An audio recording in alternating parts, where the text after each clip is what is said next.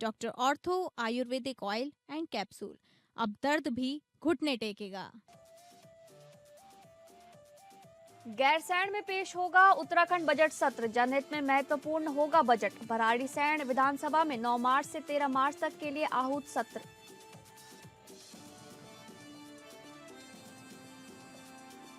होली के रंग में रंगे त्रिवेंद्र सिंह रावत। देहरादून में पूर्व मुख्यमंत्री त्रिवेंद्र सिंह रावत के आवास पर जमकर खेली गई होली। पूर्व मुख्यमंत्री ने कहा, होली का ये त्योहार लोगों के लिए नवजीवन और खुशी का प्रतीक है। विकासनगर में वन अधिकारी से मारपीट। वन अधिकारी ने मारपीट और सरकारी कार्य में बाधा डालने का मामला कराया दर्ज। पुलिस मामले की जांच में जुटी।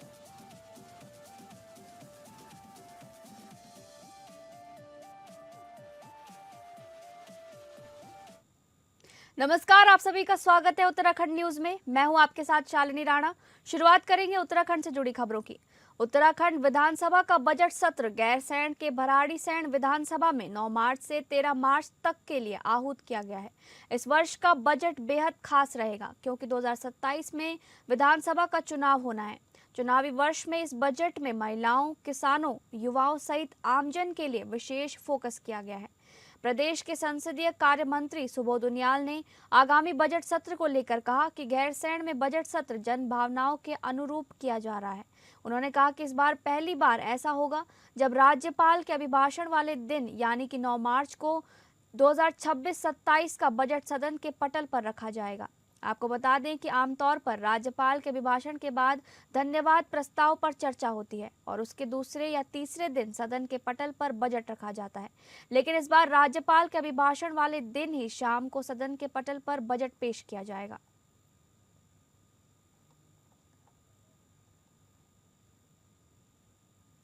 लेकिन सत्र को लेकर के मैं अभी विधानसभा अध्यक्ष जी से विस्तृत वार्ता की गई है। सत्र को सुचारू रूप से चलाने को लेकर के जो वो निश्चित रूप से बजट सत्र जो कि पहली बार इस बार गैरसैंण में इस बजट सत्र का लाया जा रहा है और ये जन भावना का सम्मान भी है।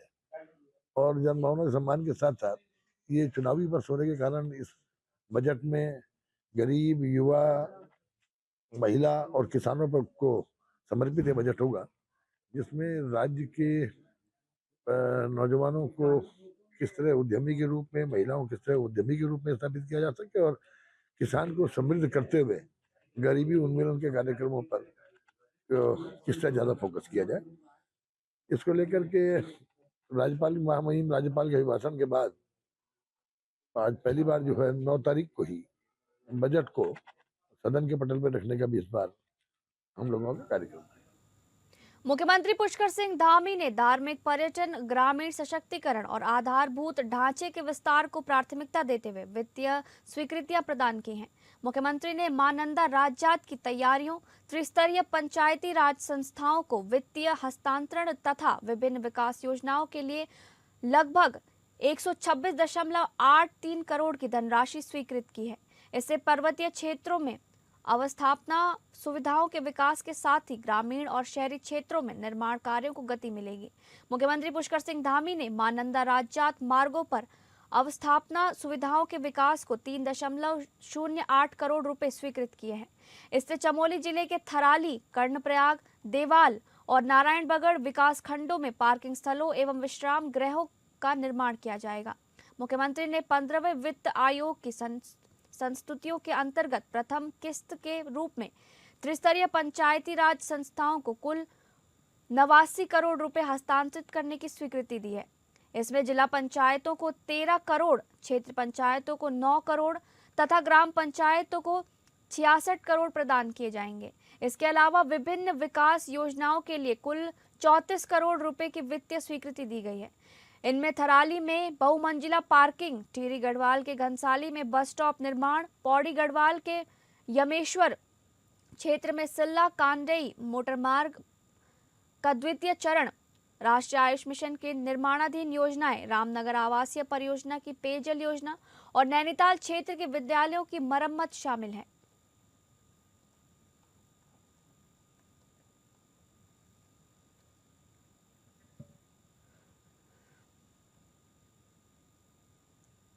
राज्य सरकार की जन कल्याणकारी पहल जन जन की सरकार जन जन के द्वार कार्यक्रम के अंतर्गत जन सेवाओं को अंतिम व्यक्ति तक पहुंचाने का कार्य निरंतर जारी है।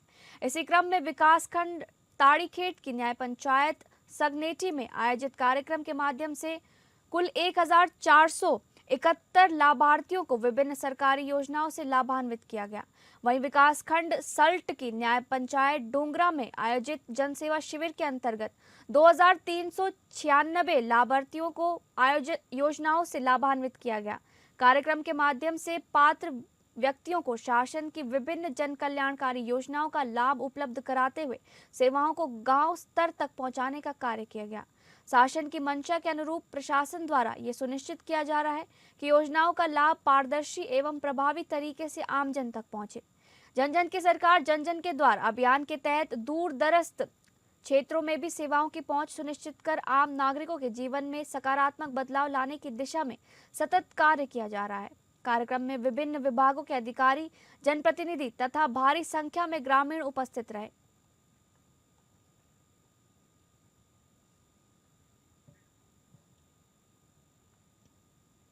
उत्साह और उमंग का पर्व होली को लेकर लोगों में अलग ही क्रेज देखने को मिलता है। इन दिनों पूरे देश में जगह जगह पर धूमधाम के साथ होली का पर्व मनाया जा रहा है। राजधानी देहरादून में पूर्व मुख्यमंत्री त्रिवेंद्र सिंह रावत के आवास पर जमकर होली खेली गई। पूर्व मुख्यमंत्री त्रिवेंद्र सिंह रावत ने कहा कि उत्तराखंड की परंपरा रही है कि वह हर त्योहार को धूमधाम के साथ लोगों के साथ मिलजुल कर मनाएं और इसी के तहत इस तरह के आयोजन किए जाते हैं। उन्होंने कहा कि जैसे पेड़ पौधों में नई नई कलियां आती हैं, नए नए पौधे आते हैं, इसी तरह से होली का ये त्योहार लोगों के लिए नवजीवन और खुशी का प्रतीक हो।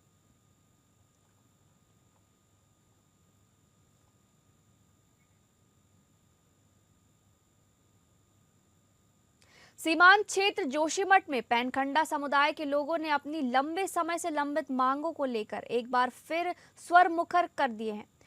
समुदाय के सदस्यों ने केंद्र सरकार और राज्य सरकार के खिलाफ प्रदर्शन करते हुए मांग की है कि उन्हें तत्काल केंद्रीय आरक्षण सूची में शामिल किया जाए। गौरतलब है कि लंबे संघर्ष के बाद वर्ष 2017 में राज्य सरकार ने समुदाय को राज्य की आरक्षण सूची में तो स्थान दिया था, लेकिन केंद्रीय सेवाओं और शिक्षण संस्थानों में आरक्षण का लाभ न मिल पाने के कारण युवाओं में भारी रोष है। प्रदर्शनकारियों का कहना है कि राज्य सूची में होने के बावजूद केंद्रीय सूची में नाम न होने से उनके प्रतिभावान युवाओं को अखिल भारतीय स्तर की नौकरियों और अवसरों से वंचित रहना पड़ रहा है। समुदाय के प्रतिनिधियों ने कहा कि वे वर्षों से अपनी भौगोलिक और सामाजिक परिस्थितियों के आधार पर इस हक की लड़ाई लड़ रहे हैं। उन्होंने चेतावनी दी है कि यदि केंद्र सरकार ने जल्द ही उनकी जायज मांगों पर सकारात्मक निर्णय नहीं लिया तो वे अपने आंदोलन को और अधिक उग्र करने के लिए बाध्य होंगे। इस प्रदर्शन के माध्यम से समुदाय ने एक बार फिर सरकार का ध्यान अपनी ओर खींचने की कोशिश की है ताकि सीमांत क्षेत्र के इस वर्ग को मुख्यधारा में समान अवसर मिल सके। देखिए, जोशीमठ को जो ये पैनखंडा क्षेत्र है इसे ओबीसी में शामिल करने के लिए पहले आंदोलन चलाया गया, तब जाकर राज्य में ओबीसी का दर्जा मिला जोशीमठ पैनखंडा क्षेत्र को। अब इसे केंद्रीय सूची में शामिल करने के लिए आज एक बार फिर जनता सड़कों पर उतरी है, क्योंकि लंबे समय से मांग रही है कि जो केंद्रीय सूची में ओबीसी को, जोशीमठ क्षेत्र को ओबीसी में शामिल किया जाए, और वो अभी तक केंद्र सरकार द्वारा नहीं किया गया है। तो इसी के लिए आज फिर एक बार सड़कों में उतरकर सरकार को ये चेतावनी दी है, यदि आप हमारी बात नहीं मानते हैं तो आने वाले समय में पूर्व की भांति उग्र आंदोलन ओबीसी के लिए होगा, और जिसकी संपूर्ण जिम्मेदारी शासन प्रशासन की होगी। नेपाल के डडेलधुरा जिले में 5 मार्च 2026 को प्रस्तावित प्रतिनिधि सभा सदस्य चुनाव को स्वतंत्र, निष्पक्ष और शांतिपूर्ण ढंग से संपन्न कराने के लिए भारत नेपाल अंतर्राष्ट्रीय सीमा पर सख्ती बढ़ा दी गई है। जनपद चंपावत से सटी सीमा को मतदान से 72 घंटे पूर्व पूरी तरह सील किया जाएगा। ये निर्णय डडेलधुरा नेपाल के प्रमुख जिलाधिकारी के औपचारिक अनुरोध के बाद लिया गया है। मनीष कुमार, जिलाधिकारी चंपावत ने सीमा सील करने के आदेश जारी करते हुए संबंधित एजेंसियों को कड़ाई से अनुपालन सुनिश्चित करने के निर्देश दिए हैं। जारी आदेश के अनुसार 3 मार्च 2026 की मध्यरात्रि 12 बजे से सीमा पर सामान्य आवागमन पूर्णतः प्रतिबंधित रहेगा। ये प्रतिबंध 5 मार्च 2026 को मतदान समाप्ति यानी रात 12 बजे तक प्रभावी रहेगा। प्रशासन ने स्पष्ट किया है कि मतदान प्रक्रिया की संवेदनशीलता को देखते हुए ये कदम उठाया गया है ताकि सीमा पार से किसी भी संभावित अवांछनीय गतिविधि पर रोक लगाई जा सके और चुनाव की सूचिता बनी रहे। सीमा क्षेत्र में सुरक्षा व्यवस्था अत्यंत कड़ी रहेगी। पुलिस, एसएसबी व अन्य सुरक्षा बलों को अलर्ट मोड पर रखते हुए निगरानी बढ़ा दी गई है। अधिकारियों का कहना है कि निर्णय दोनों देशों के लोकतांत्रिक मूल्यों और पारस्परिक सहयोग की भावना को मजबूत करने की दिशा में महत्वपूर्ण कदम है। चंपावत प्रशासन ने आम नागरिकों से अपील की है कि वे निर्धारित अवधि में सीमा पर आवागमन से बचें और प्रशासनिक निर्देशों का पालन कर सहयोग करें। अभी हमारे पड़ोसी जो देश है नेपाल में 5 तारीख को इलेक्शन घोषित हुआ है। नेपाल की तरफ से 3 दिन के लिए कंप्लीट क्लोजर जो है वो किया गया है। कंप्लीट क्लोजर का मतलब है उनकी सीमाएं जो है वो सील रहेंगी। तो उसके क्रम में यहाँ से भी मैं सभी से आग्रह करूँगा कि इन 3 दिनों में जो आप परिवहन या और कोई आवश्यक कार्य कर रहे हैं उससे पहले कर लें या उसको बाद के लिए शेड्यूल कर लें। और जैसा मैंने आपको बताया कि जो सीमाएं हैं वो कंप्लीट सील हो रही हैं, तो यहाँ से अगर हम अलाउ भी करते हैं तो उसका औचित्य नहीं रहेगा। जो मैंने ऑर्डर इशू किया है उसमें बहुत ही विधिवत और सारी चीज़ें उसमें लिखी हुई हैं। तो जो सुरक्षा के दृष्टिगत रखते हुए और चुनाव की संवेदनशीलता को देखते हुए बॉर्डर जो है वो कंप्लीट सील रहेगा। चंपावत के बनबसा मिलिट्री स्टेशन में आयोजित अग्निवीर भर्ती रैली के दूसरे दिन शुक्रवार को युवाओं का उत्साह चरम पर नजर आया। उत्तराखंड के पिथौरागढ़ जनपद के विभिन्न तहसीलों से आए करीब 700 से अधिक अभ्यर्थियों ने जनरल ड्यूटी, ट्रेडमैन एवं तकनीकी पदों के लिए आयोजित शारीरिक दक्षता परीक्षा में जोश और अनुशासन के साथ भाग लिया। मैदान में युवाओं का आत्मविश्वास और देश सेवा का जज्बा साफ झलक रहा था। निर्धारित मानकों के तहत हुई दौड़, बीम, लंबी कूद सहित अन्य शारीरिक परीक्षणों में अभ्यर्थियों ने अपनी क्षमता का प्रदर्शन किया। दूसरे दिन आयोजित परीक्षा में 550 से अधिक युवाओं ने सफलता हासिल कर अगले चरण के लिए अपनी पात्रता सुनिश्चित की। ये संपूर्ण भर्ती प्रक्रिया मुख्यालय भर्ती क्षेत्र उत्तर प्रदेश एवं उत्तराखंड के अधीन पारदर्शी एवं सुव्यवस्थित व्यवस्थाओं के साथ संपन्न कराई जा रही है। आयोजन स्थल पर अभ्यर्थियों की सुविधा और सुरक्षा को ध्यान में रखते हुए प्रशासन द्वारा चाक चौबंद इंतजाम किए गए हैं। खबरों में आगे बढ़ेंगे। अगली खबर विकासनगर क्षेत्र से मारपीट और सरकारी कार्य में बाधा डालने का मामला सामने आया है। कालसी चक्राता वन प्रभाग के उप प्रभागीय वनाधिकारी की शिकायत पर पुलिस ने मामला दर्ज कर जांच शुरू कर दी है। 27 फरवरी की शाम करीब 5:30 बजे कालसी चक्राता वन प्रभाग के उप प्रभागीय वनाधिकारी राजीव नयन नौटियाल अपने कार्यालय कालसी से वापस लौट रहे थे। इसी दौरान बाड़वाला क्षेत्र में हरिपुर से यमुना नदी की ओर जा रहे एक डंपर को देखकर उन्होंने उसका वीडियो बनाना शुरू किया। आरोप है कि मौके पर मौजूद कुछ लोगों ने वीडियो बनाने का विरोध किया और वनाधिकारी के साथ मारपीट करते हुए सरकारी कार्य में बाधा डाली। इस संबंध में उप प्रभागीय वनाधिकारी की लिखित शिकायत के आधार पर कोतवाली विकासनगर में मुकदमा दर्ज किया गया है। वहीं इस घटना में दूसरे पक्ष की ओर से भी तहरीर दी गई है। बाड़वाला निवासी मनीष चौहान ने पुलिस को लिखित शिकायत देते हुए आरोप लगाए हैं। फिलहाल पुलिस पूरे मामले की जांच में जुटी है और दोनों पक्षों के आरोपों की पड़ताल की जा रही है। जांच के बाद ही मामले में आगे की कार्रवाई की जाएगी।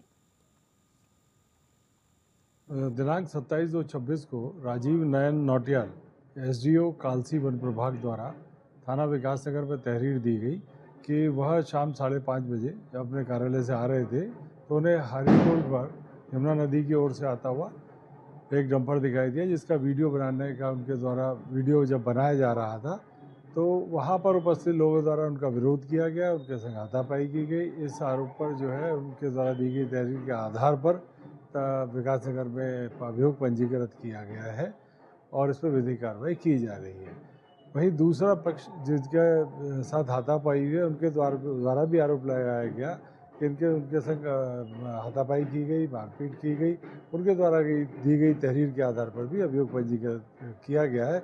इस प्रकार दोनों पक्षों के द्वारा दी गई तहरीरों के आधार पर अभियोग पंजीकृत किए गए हैं, जिनमें जो है विधिक कार्रवाई की जा रही है। जो भी तथ्य इसमें प्रकाश में आएंगे तदनुसार जो है विधि सम्मत कार्रवाई की जाएगी। उत्तराखंड हाईकोर्ट ने पीटीसीयूएल के एमडी पीसी ध्यानी की नियुक्ति को रद्द कर दिया है। ध्यानी की नियुक्ति गैर तकनीकी होने के कारण अवैध पाई गई थी। हाईकोर्ट ने कहा कि ध्यानी की नियुक्ति 2021 की नियमावली के विरुद्ध की गई थी, जिसमें एमडी पद के लिए तकनीकी योग्यता अनिवार्य है। इसके बाद अपर सचिव ऊर्जा मेहरबान सिंह बिष्ट को अतिरिक्त जिम्मेदारी दी गई है। ध्यानी की नियुक्ति को चुनौती देने वाली याचिका पर हाईकोर्ट ने सरकार को फटकार लगाई और कहा कि नियमों का पालन करना होगा।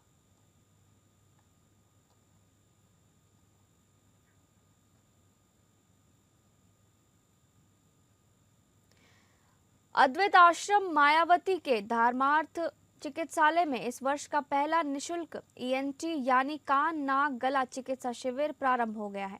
शिविर के संचालन के लिए सिलीगुड़ी से ख्याति प्राप्त ईएनटी विशेषज्ञ डॉक्टर शेखर बनर्जी के नेतृत्व में 4 सदस्यीय चिकित्सा दल पहुंचा है।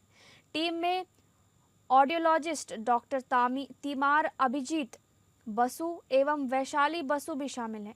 इस शिविर की विशेषता ये है कि यहाँ पहली बार ऑडियोलॉजिस्ट द्वारा मरीजों के कानों की संपूर्ण ऑडियो जांच की जा रही है, जिससे सुनने संबंधी समस्याओं का सटीक निदान संभव हो पा रहा है। पहली बार सेवा देने आए डॉक्टरों की टीम ने कहा कि आश्रम में आकर उन्हें सेवा का समर्पण की सच्ची भावना देखने को मिली। चिकित्सालय में किसी प्रकार का कैश काउंटर नहीं है, बल्कि पूरी व्यवस्था नियम, अनुशासन और सेवा भाव से संचालित होती है। मरीजों को नारायण मानकर उनकी सेवा की जाती है, जो यहाँ की सबसे बड़ी विशेषता है। हर साल का माफिक इस बार भी हमारा जो कैंप है आज से शुरू हो रहा है। आज हमारा ईएनटी कैंप शुरू हुआ। ये नॉर्थ बंगाल मेडिकल कॉलेज का प्रोफेसर डॉक्टर शेखर बनर्जी आके आज शुरू किया। इसके बाद हमारा आगे का प्रोग्राम, आगे का कैंप सब चालू होगा। अप्रैल महीने में ऑलरेडी अभी फिक्स्ड हो गया। अप्रैल महीने में फिर एक आई कैंप है, पीडियाट्रिक कैंप है एंड ईएनटी कैंप है। उसके बाद फिर आगे एक एक करके आगे जो बढ़ते जाएगा, हम लोग उसको प्रचार करेंगे। आप लोग जितना से ज्यादा आदमी इसका फायदा लीजिए। रानीखेत में सांस्कृतिक समिति द्वारा आयोजित फागोत्सव में इस बार भी नगर और ग्रामीण क्षेत्र की 20 महिला टीमों के साथ अल्मोड़ा, नैनीताल व भवाली की महिला टीमों ने भरपूर उमंग और उत्साह के साथ प्रतिभाग किया। फागोत्सव के तहत महिला टोलियों ने नगर में भव्य शोभा यात्रा निकाली। इसके बाद शिव मंदिर परिसर में होली स्वांग प्रतियोगिता में प्रतिभाग कर खूब हास्य व्यंग बिखेरा। होली गायन प्रतियोगिता में नैनी महिला जागृति संस्था नैनीताल ने प्रथम, कला संस्कृति संगम अल्मोड़ा ने द्वितीय और मस्तमौला ग्रुप रानीखेत ने तृतीय स्थान प्राप्त किया। जबकि स्वांग प्रतियोगिता में कला संस्कृति संगम अल्मोड़ा प्रथम, मानंदा सुनंदा महिला दल भवाली द्वितीय और नारी शक्ति रानीखेत तृतीय स्थान पर रहे। विजेता टीमों को नगद राशि एवं ट्रॉफी पुरस्कार स्वरूप प्रदान की गई। सांस्कृतिक समिति के तत्वाधान आयोजित फागोत्सव में भव्य होली गायन यात्रा निकाली गई, जिसमें नगर और क्षेत्र की 20 महिला होल्यार टीमों ने प्रतिभाग किया और गांधी चौक में गायन प्रस्तुति दी। नगर में कई स्थानों पर शोभा यात्रा का स्वागत करते हुए व्यापारी और नागरिकों ने जलपान की व्यवस्था की थी। शोभा यात्रा केमू स्टेशन से आरंभ होकर सदर बाजार रोडवेज जरूरी बाजार होकर शिव मंदिर पहुंची, जहां महिलाओं की स्वांग प्रतियोगिता आयोजित हुई, जिसका शुभारंभ पूर्व विधायक करण माहरा और विशिष्ट अतिथि पालिका अध्यक्ष अरुण रावत ने चीर बांध कर किया। कार्यक्रम में बतौर विशिष्ट अतिथि सिटी मानटेसरी स्कूल प्रधानाचार्य विनोद खुलबे व समाजवादी समाज सेवा अतुल अग्रवाल भी मौजूद रहे। सांस्कृतिक समिति अध्यक्ष विमल सती ने अतिथियों का पारंपरिक स्मृति चिन्ह देकर स्वागत किया।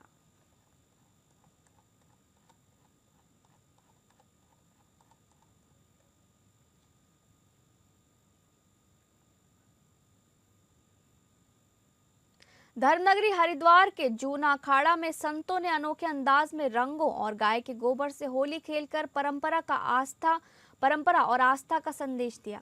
शुक्रवार को हरिद्वार के जूना खाड़ी स्थित माया देवी मंदिर प्रांगण में निरंजनी अखाड़ा और जूना अखाड़ा के संतों ने पारंपरिक रंगों के साथ साथ गाय के गोबर से होली खेली। संतों ने एक दूसरे को रंग और गोबर लगाकर भजन कीर्तन के बीच उत्सव मनाया। अखिल भारतीय अखाड़ा परिषद के अध्यक्ष श्री महंत रविंद्रपुरी ने कहा कि गोबर होली हमारी सनातन परंपरा का प्रतीक है। गाय को हिंदू धर्म में माता का दर्जा दिया गया है और उसका गोबर भी पवित्र माना जाता है। ये प्रकृति के प्रति सम्मान, पर्यावरण संरक्षण और भारतीय संस्कृति की विशिष्टता का संदेश देता है। अखिल भारतीय अखाड़ा परिषद के महामंत्री स्वामी हरिगिरी महाराज ने कहा कि होली का पर्व संत समाज को एक सूत्र में पिरोने का कार्य करता है। गोबर होली के माध्यम से समाज को ये संदेश दिया जा रहा है कि हमें अपने जड़ों और परंपराओं से जुड़े रहना चाहिए तथा प्रकृति के साथ सामंजस्य बनाकर जीवन जीना चाहिए।